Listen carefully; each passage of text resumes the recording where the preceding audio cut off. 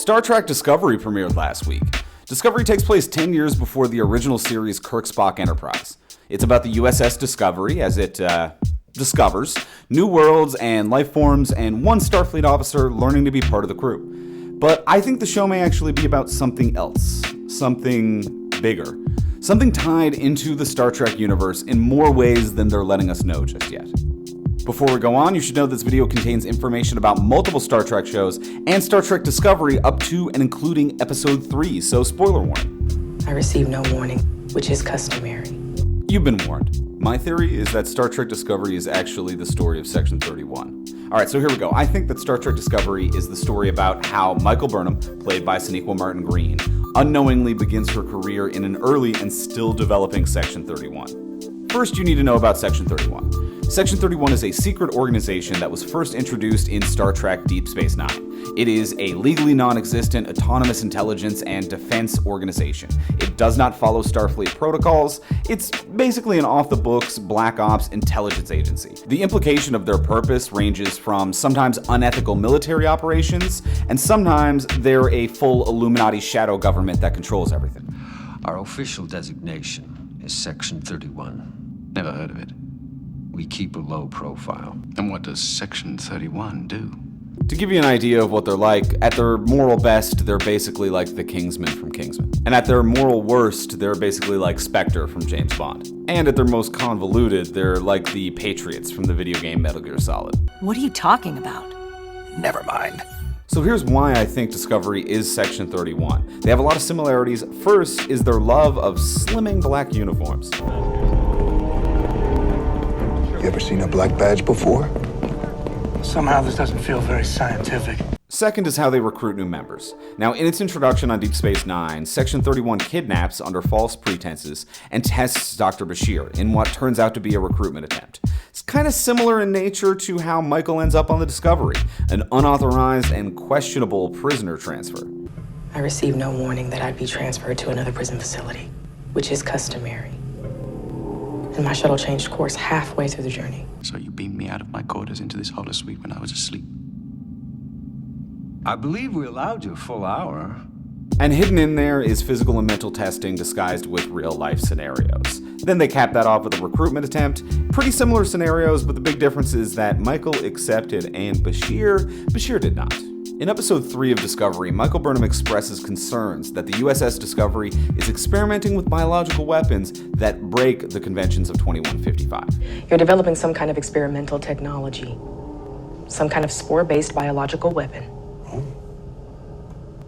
The kind of weapon that is explicitly forbidden by the Geneva Protocols of 1928 and 2155. Now, this is an important stardate for Star Trek Enterprise, where we chronologically see the first appearance of Section 31 in a pre-Federation United Earth Starfleet.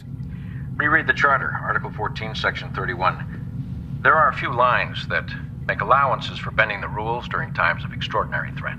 Along with the stardate, her concerns are important as well. She's worried about him breaking conventions to create infectious diseases, which is a point of interest because that's exactly what Section 31 does. On Deep Space Nine, Section 31 is responsible for creating the genetic disease to kill the changelings. Section 31 must have created the virus, infected Odo, and then used him as a carrier. Rule-breaking genetic diseases is kind of their thing. And the USS Discovery is designation NCC 1031. 31!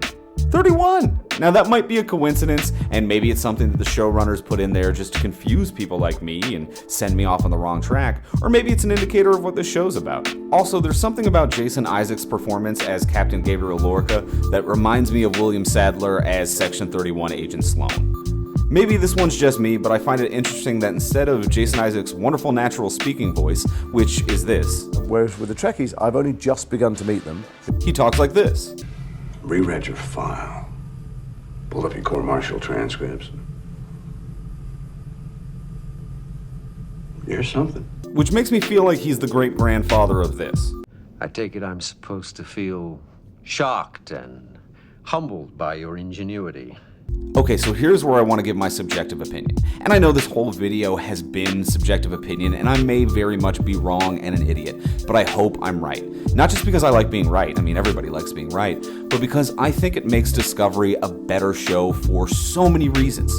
Prequels are typically boring because there are no stakes. You can't have a major war or world-changing events or meet new species or develop new technology because it would alter the timeline of the shows that come after. But if this show is about a secret shadow agency that exists off the history books, not only is that a great reveal and an exciting show, but it allows it to be a real show.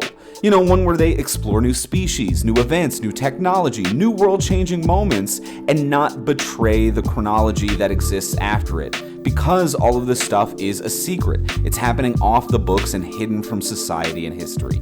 Plus, it would also be a good reason why this is a Star Trek show that doesn't feel like a Star Trek show. It's darker both visually and in tone, and lacks a certain level of hope and innocence. But that makes a lot of sense if this is actually a show that will reveal itself to be about a Star Trek secret society, dirty Black Ops underverse.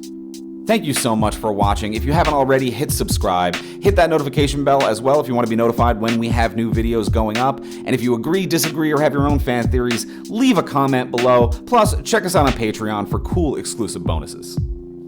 Tribbles. Before I go, Captain Lorca has a pet Tribble on his desk. Like, I'm not losing my mind. That is a pet Tribble, right? I don't have anything to say about it, but that's a weird choice.